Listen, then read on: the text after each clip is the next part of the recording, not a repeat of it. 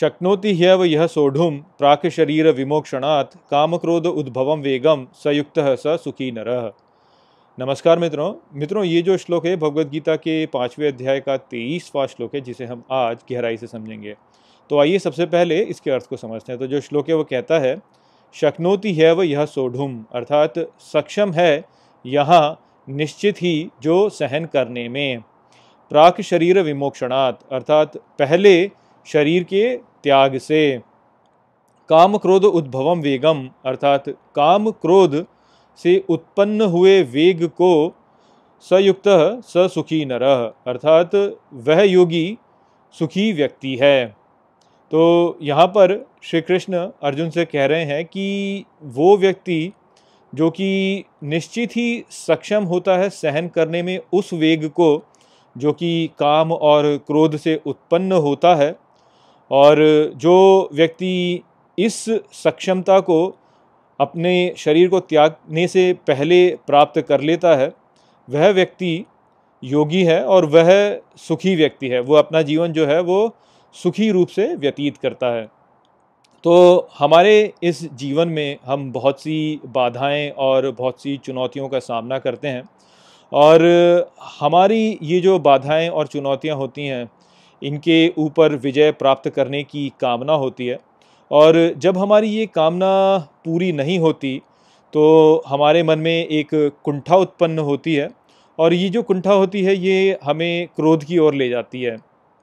तो इस प्रकार से जब कभी भी हम इन बाधाओं और चुनौतियों को अपने जीवन में पार नहीं कर पाते हैं, तो हमारे मन में कामना और क्रोध का भाव उत्पन्न होता है।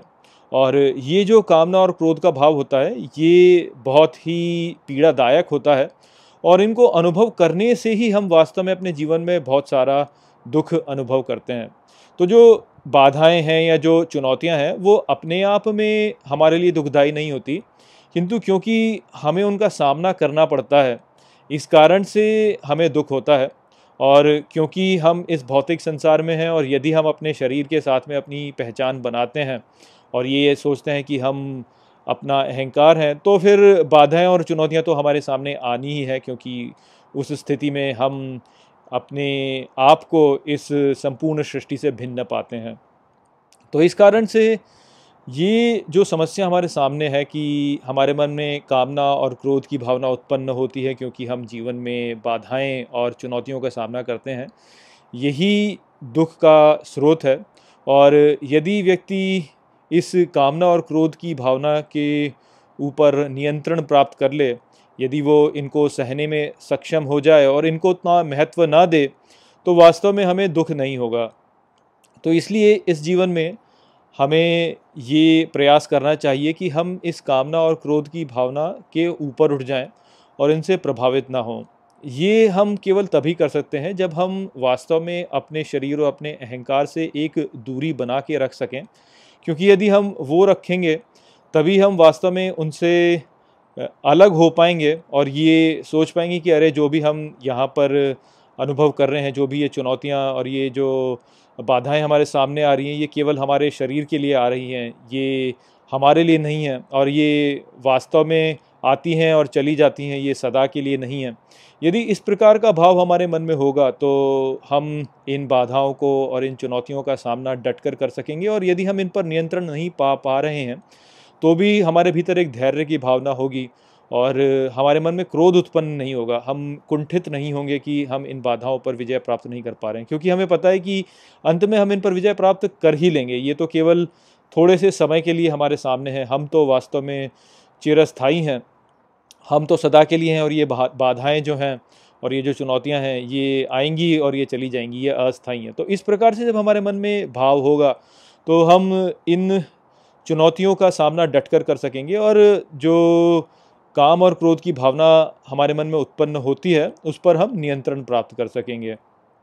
तो इसीलिए ये महत्वपूर्ण है कि हम इस सोच को अपने भीतर विकसित करें कि हम अपना शरीर नहीं हैं और हम वास्तव में चिरस्थायी आत्मा हैं, हम अपने शरीर से जुड़े ही नहीं हैं। तो इसीलिए यहाँ पर श्री कृष्ण कहते हैं कि जो अपने शरीर को त्यागने से पहले इस बात को समझ जाते हैं कि वे अपने शरीर से भिन्न हैं, वे वास्तव में सुखी हो जाते हैं, क्योंकि वे अपना जो जीवन जीते हैं वो इस प्रकार से जीते हैं कि वे अपने शरीर से जुड़ते नहीं, वे ऐसे जीते हैं जैसे कि उनका कोई शरीर ही ना हो। ऐसे ही व्यक्ति को वास्तव में हमारे जो ग्रंथ हैं उनमें विदेह कहा गया है कि वे अपनी देह से नहीं जुड़ते, देह को वो अपने से भिन्न मानते हैं। तो जो व्यक्ति ऐसे करेगा वही वास्तव में काम और क्रोध के ऊपर नियंत्रण प्राप्त कर पाएगा।